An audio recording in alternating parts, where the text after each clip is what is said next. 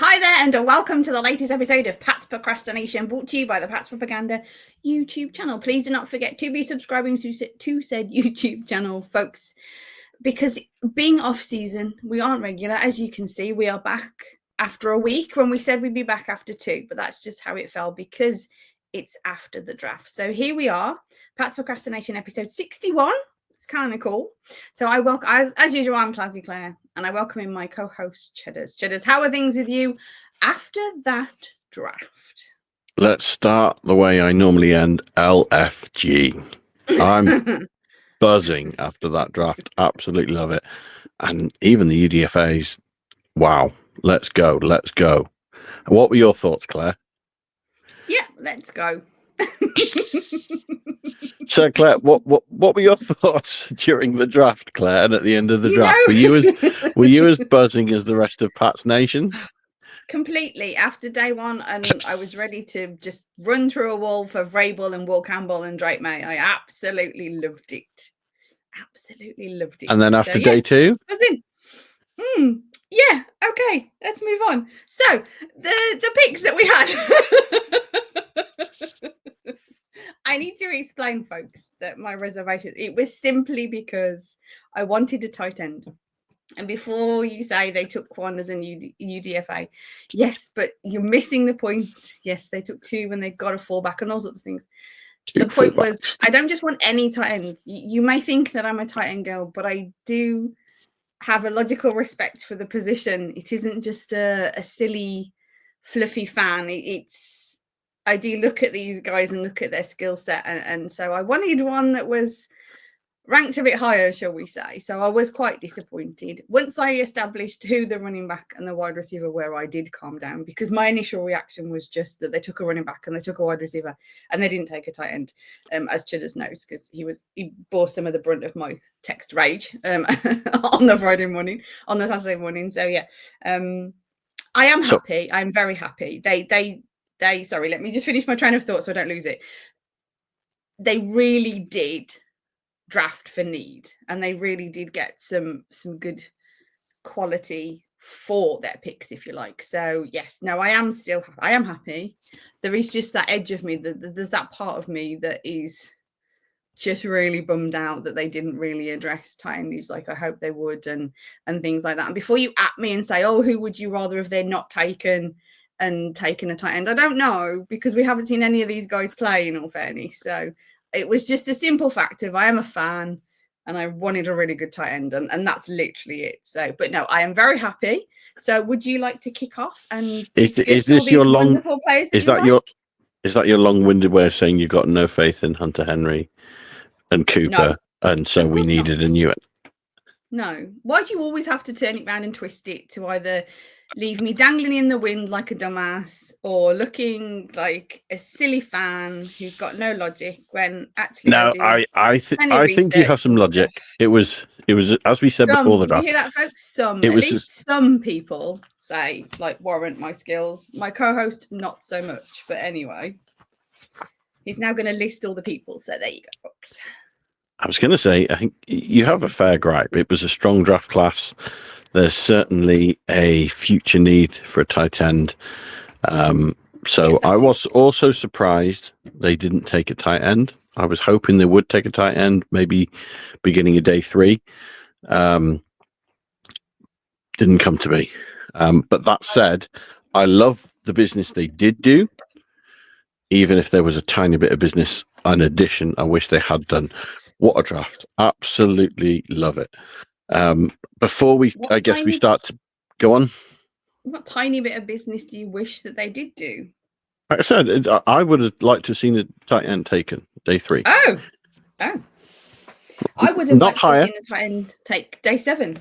No, round 7. Day 7?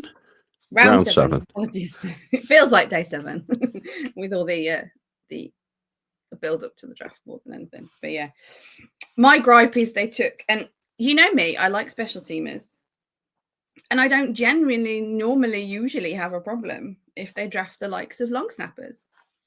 I am big on special teamers. I like me some Cardona, etc., etc. However, just a handful of picks later, my unfortunately favourite tight end, I think, realistic tight end went. So that stunk because they could have took him really late and he might be a developmental, he might not work out, but I liked the look of him and I would have been super duper excited if they'd have taken Luke Lachey in the 7th round, but they didn't. They took a long snapper and they let Houston take him. So thus declare pouting, folks. Pouting is the polite version of how angry she was.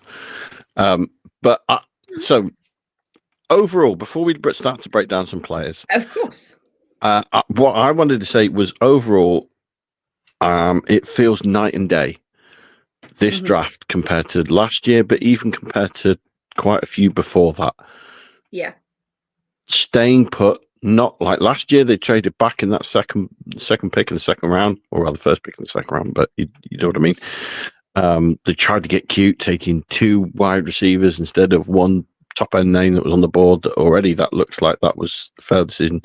They stayed put and they took talent. From what's come out, there was a bit of argument in the room as to who they should take, but they took talent, consensus talent. That doesn't guarantee it's going to work. Not guaranteeing all these players are going to turn into the wonderful prospects that we all hope they are, but they took talent. They didn't overreach. They didn't take too many flyers on projecting people who not sure about that one. They took talent, and it's exciting to see. Go on, Claire. No, they took. I was going to say they maybe took one other than the long snapper, which I think even Phil Perry thought was puzzling. Just the likes of who they took in the 4th round. I think Craig Woodson. Now, all due respect to the player, I don't know a fat lot about him, so I'm not judging whatsoever. But he was the one that people went about. So yeah, no, I'm on board with that as well. Folks. I looked puzzled, by the way. No, I'm on board with that puzzlement as well, because there was I thought safety was a position they would take day 3. There was still a few names on the board that personally I mock draft that I like the look of. Yeah, and they left them on the board and they went for Woodson. It surprised me, but again, I'm assuming they are better talent evaluators than I am. Yeah, just overall. The approach to this draft seems so much better than we've seen recently. What I'm going to be interested to see, and we outsiders probably won't ever truly know who ran the draft in Belichick era. Was it 100% Belichick just took whoever he wanted? Likewise, last year, how much input did Elliot Wolf have to that decision making, those tactical moves around the board, who they left and decided to go with someone else as well? We don't know exactly how much input he had. Likewise, this year, how much input did he have? Was this a Vrabel draft? Was this Vrabel putting his name on it with Stretch, with all his cohorts that he's brought in? Is this a Vrabel draft? And if so, are we going to see Elliot Wolf move on in a couple of months? Because Elliot Wolf probably won't like it if he's now been effectively moved down the pecking order too far and he's not got the input he'd like to have. And Vrabel also might think, well, do I need you around if you're not making the moves? Or did Elliot Wolf have a significant input on this? Was he a voice that was heard that maybe they took one of the players he wanted instead of someone like? I'd be interested to see the difference in approach that's gone this year and what longer term knock-on effect that had. But overall, I just love the approach. I love the aggression. It was a great draft for me. Shall we start breaking down some players? Yeah, I tell you what, because I don't think we're going to have time to give you like the whole boring list, folks. Pick a few players that you really like, because that's a bit more fun, because everybody's heard the list and everybody's just like, yeah, whatever, read the list. Who, other than Will Campbell, because I do think it feels like everybody's talked about Will Campbell because we all thought we were going to take him. So everybody knows pretty much everything. So, other than him, really, big pause there. Who are you going to pick out that you really like? I'm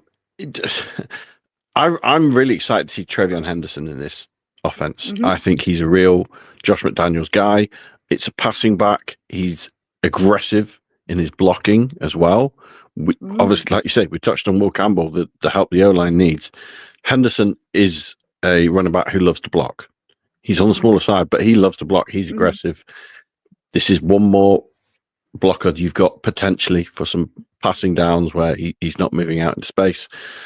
I'm excited to see him play. He's electric. He's just won championship with Ohio, albeit in a split back role. But I kind of like that because he's played in a split back role at Ohio, and that's what he's going to come back into now with the Patriots. They're going to be by committee.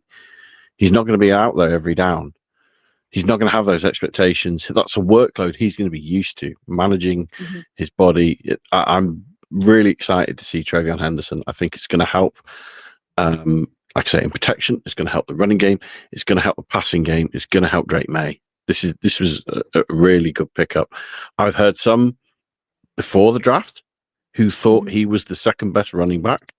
People who said they knew teams were going to take Hampton, but really the second best is Henderson. And so I'm excited to see him on the field in a Pats uniform. I look forward to seeing how he's going to get on.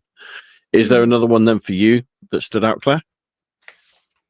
It's probably more of a you show than a me show, really. I have to admit, listening back to a lot of stuff about who they took, there was some serious kudos in regards to the center, Jared Wilson from Georgia, that he was the what was it, the best pure center in the draft. And I know that that's not very exciting, and a lot of people are like, oh, we've got a center and things like that. But what we really should have learned over these last few years is the significance of the O-line. And it's all very well wanting and banging the table for that starship wide receiver, but the O-line is something that's really key. And I mean, you know me, I've been an O-line girl from almost day one, tight end girl from day one, O-line from almost day one.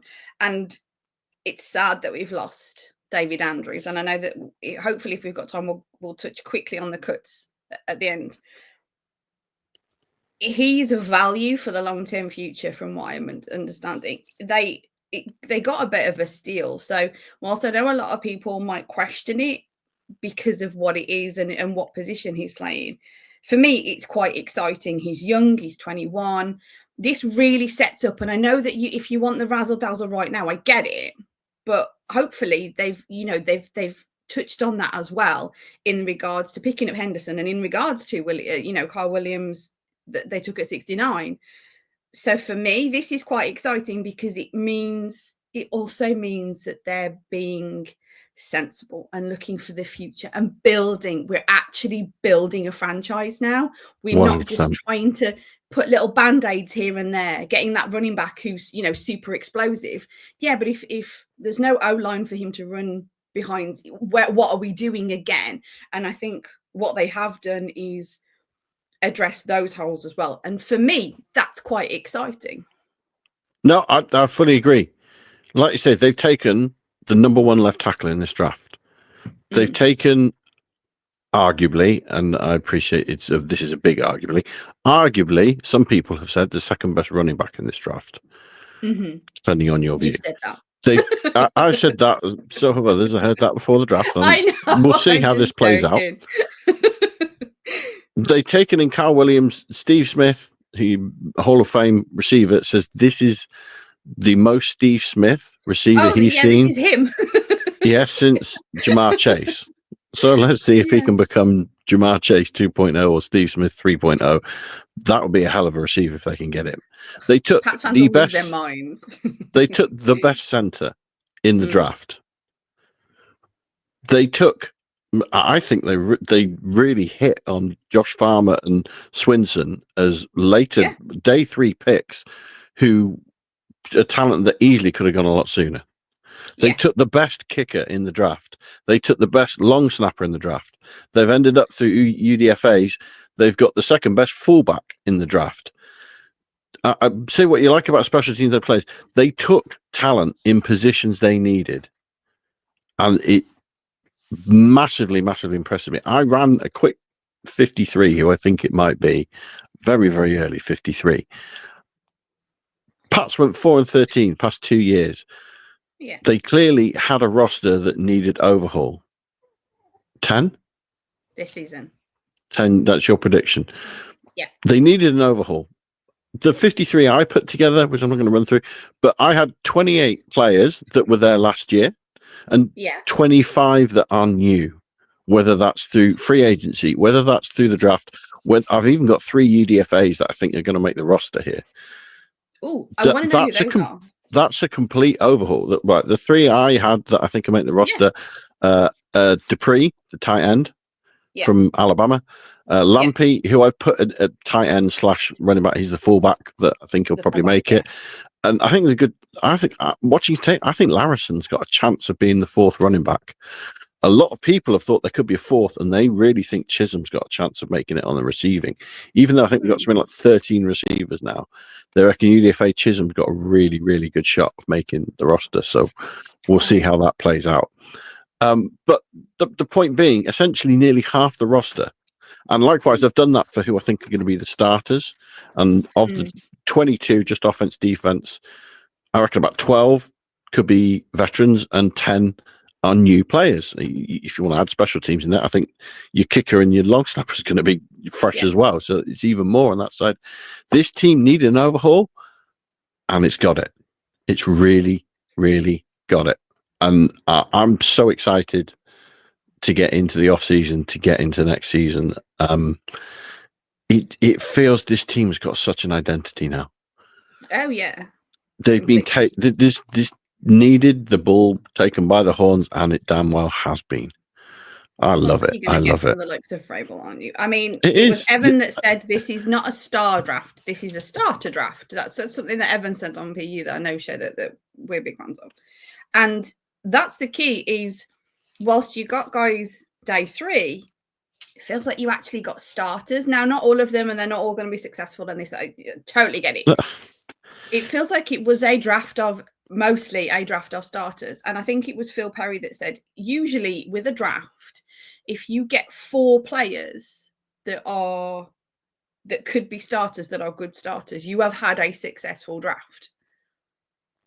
And it looks like we're going to hit that easily, sort of thing. Yes.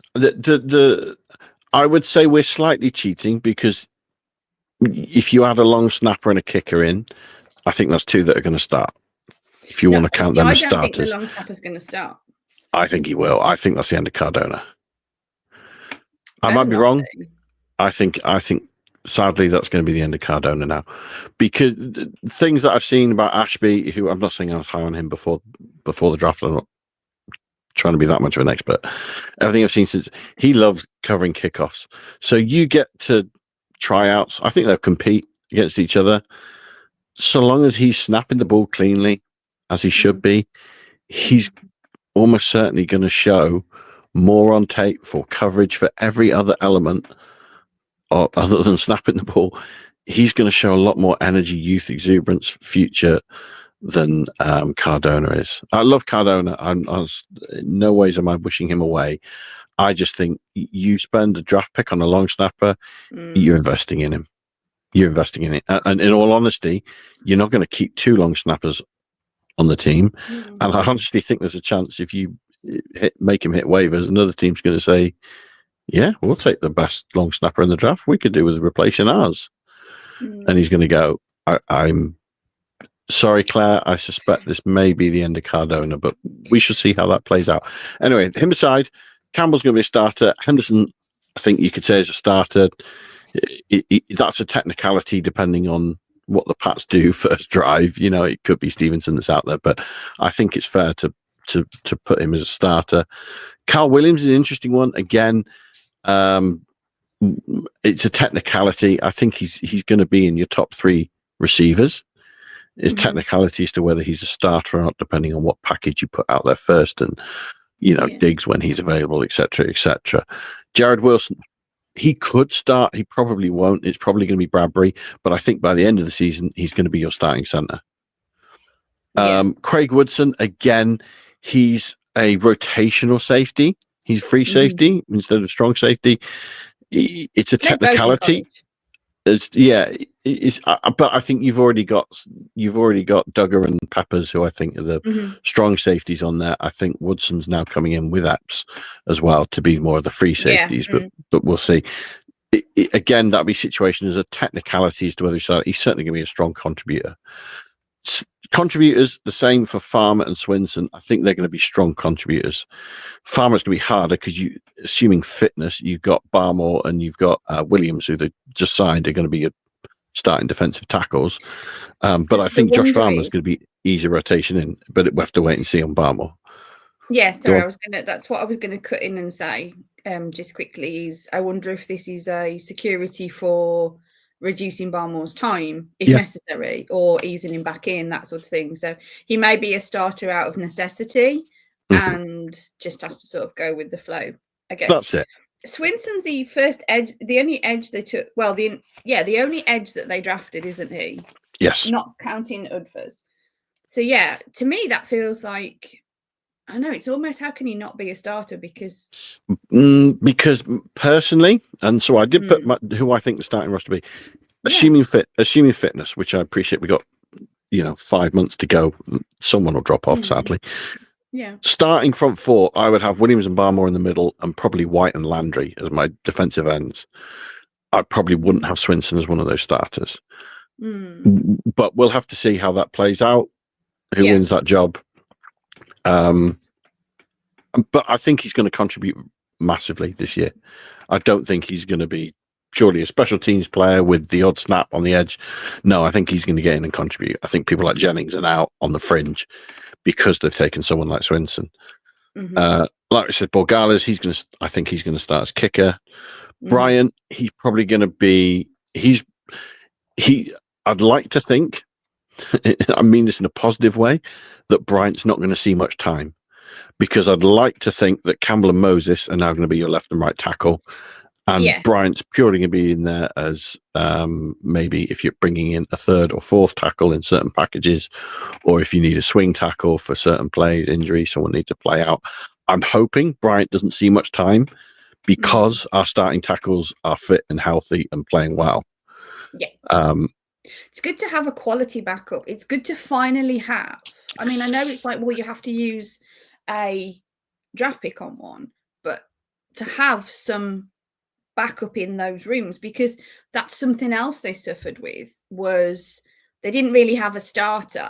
And when the one that was the starter either didn't work out, left because he didn't want to play football or whatever, they didn't really have anything in the bag. So it's good to bring in something that's of some quality, shall we say? Possibly. I'm not massively high on Bryant, in all honesty. If I'm completely honest, when I did my 53, he didn't make the 53. But I think he's someone that could get promoted from the practice squad. I had four tackles. I was going with it, to be fair. I had 4 tackles in my 53, which were Campbell, Moses, Lowe, and Wallace. Bryant was the next one that get promoted, because we've also got Onwenu in my guard list, who at a push could play tackle as well, and you can maybe bring someone else inside if we had to.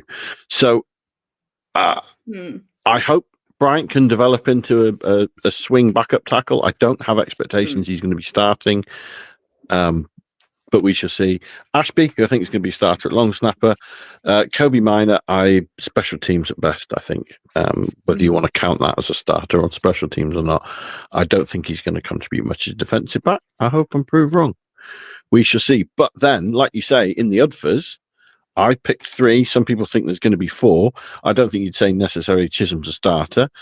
Larrison's not going to be a starter at running back, even if they pick him up. But you could say someone like Lampy could be starting fullback, if you like. He's the number 1 choice at fullback. They've got a lot of talent. The last sort of note I wanted to have on Henderson before we move on to any other players was what the problem with Stevenson last year was his fumbling. In 47 games, Henderson's not fumbled once, which has probably cursed him in a fumble first game now. But fumbling was the problem. Henderson looks like a solution. I just love this draft. As you can tell, I'm buzzing this week. Normally, I'm the grumpy one, but not this week. I'm the happy one. This is it. And they did release, when you mentioned in regards to the fullback, they did release one of the cuts that they did make was Giovanni Ricci, and he was more of a fullback. Yep. So definitely looking with regards to bringing in, they had a mini camp invite for a fullback, Dwayne Martin of Louisville. They picked up the Udfer of a fullback of Brock Lampy, as you mentioned. Somebody else. Was there another one? No, there was two fullbacks. There's only two fullbacks. Yeah. There's two tight ends. G Scott from Ohio State's the other tight end. Mm-hmm. He's more of a receiving tight end than a blocker. Which is why he won't make my list very high at all. But yeah. Of the Udfers, I think if you've said this, the offensive Udfers they picked up have got a greater chance of making the roster than the defensive ones probably have. They haven't really got any names that stand out on defense there, but the guys are going to come in, they're going to play roles, they've got a chance.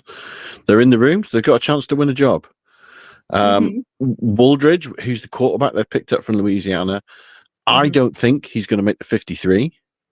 I think he'll again sit on the practice squad. He'll be the emergency game day backup. I hope they don't waste a 53 on him, because unless he does something completely unexpected, I'm not caring whether he stays on this roster or not. If he goes through waivers and gets picked up somewhere else, I'm not too bothered personally. Nice love there for the new quarterback. So you probably don't want to talk about this, Claire, but I think it's fair. It's dubious. You were disappointed they didn't take your draft crush, which, as you've touched on already, you were even more angry that Mason Taylor has now gone to the Jets. Am I right? Yeah. That I didn't like that. I didn't like that at all. So, and I know I don't want to go into this too heavily, but you're not as disappointed he didn't make it to the Patriots, because you're not necessarily saying the Patriots should have taken Taylor instead of Henderson, for example, in the second round. As far as I understand, you're not saying that. It's more of where he's gone. You hate that you're now going to have to watch him twice a year and root against him. I'm annoyed that they didn't take him. Not that they took Henderson and then they didn't take him. I said this at the beginning. It isn't a case of I know who I wouldn't have wanted them to take and take him instead. It doesn't work like that, because we don't know what any of these guys can really do until we see them in an NFL team. I was just disappointed because he was one of my top tight ends, and he was the more feasible option. Obviously, like kind of like most people, Loveland and Warren were like, oh, they're really good. They're the top tight ends. But because of the need for Will Campbell and stuff like that, I was very aware that it was a pipe dream, and I was fine with that. And I was totally, I accepted it. Now, when Ty Warren got drafted, I did get pouty, because although I knew we couldn't have him, I didn't want anyone else to have him either. It was one of those kind of things. So I went to bed in a mood. I didn't want anyone else to have him. But no, realistically, I knew it wasn't a Patriots pick. It was the Mason was more of a chance of a Patriots pick. So he was one that I was more invested in, that there was a chance. It was one of those things. And then he was a Jet as well. A Jet. Ugh. What were your thoughts on Loveland going ahead of Warren?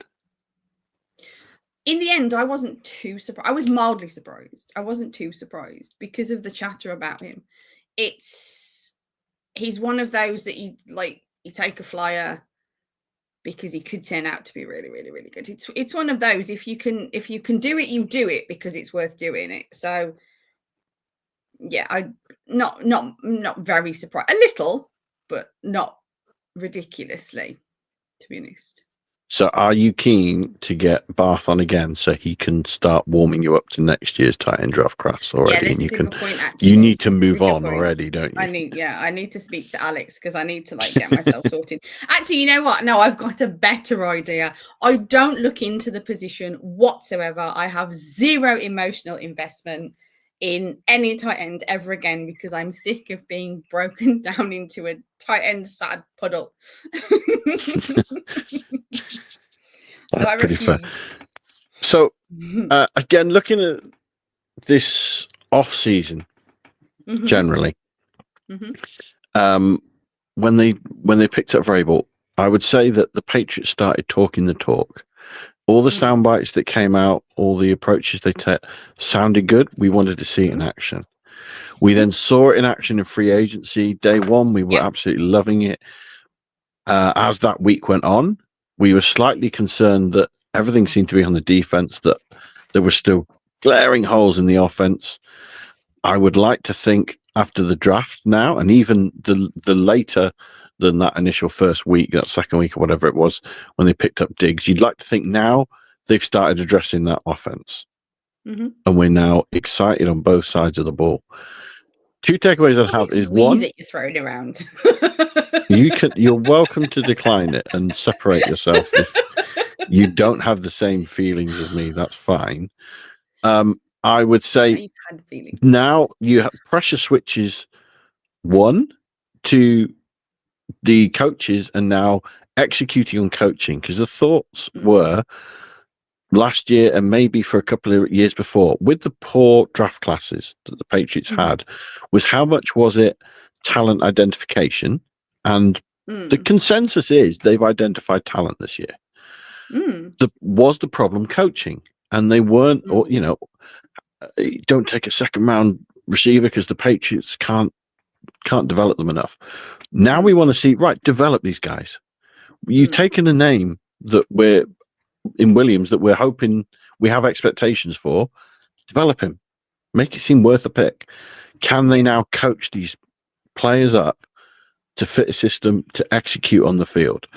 Likewise, I think a little bit of pressure now switches to Drake May, because now Drake May, you don't have Milton over your shoulder looking for your job, even though I don't think any of us seriously thought he was taking your job.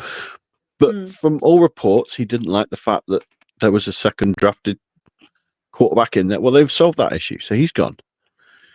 You didn't have a great O-line last year. Okay, we've addressed that. Your weapons weren't as great. Yep, we've addressed that. Now there's a bit of pressure on Drake May. There's no caveats this year. Yes, it's a new system, so you could argue that's one. Yes, it's your first year with Diggs, with Williams, with this O-line. We're not saying you have to go win a Super Bowl. And with Daniels, yeah. We're not saying you have to go in the Super Bowl, but ultimately, we shouldn't be sat here at the end of the season saying, well, O-line still needs addressing. Oh, he's not got any talent around him. That shouldn't be the case. Now, Drake May, we need to see you firing, because we all like what we saw last year of Drake May, but ultimately it wasn't massively productive. He had nearly as many turnovers as touchdowns, and we lost nearly every game. He only got one win. Like, okay, now we need to see it, because now we can't put an asterisk by this anymore. So there's a bit of pressure on him now. I think he's going to hold up to that. I'm excited to see the Pats play. That isn't me saying I think he's going to come under pressure and fail. Yeah. But if we're talking honestly about the analysis of this, some of that pressure's now switched. Look forward to seeing him live up to that. Any other thoughts you have of the last week? On that note, folks, we've talked the talk. Let's see if they can walk the walk, shall we? So we will be back in 2 weeks. That's correct, yes? Yes, I think that's what we're doing. Yes, we will be back in 2 weeks then, folks, and hopefully we'll be talking about projected rosters. And he has a question. I've remembered one last thing, which I've not heard anyone mention yet. All the draft picks the Pats picked up, brilliant, pretty much happy with that. Don't forget, we also picked up a 4th round pick for next year. Next year's draft class is meant to be even stronger. Okay. Really happy they came out with that bit of business as well. Okay. Sorry, now you may wrap. Okay, thank you very much. So there you go, folks. That is it for the 2025 NFL draft for the New England Patriots. So after all that build-up, after all that draft exhaustion, we are done. Now it's time to see these guys on the field. So that is it from Chudders and Clazzy Clare for Pat's Procrastination, episode 61. Don't forget to be subscribing to that YouTube channel, folks, so that you don't miss an episode. See you in a couple of weeks. And as always, go Pats! LFG.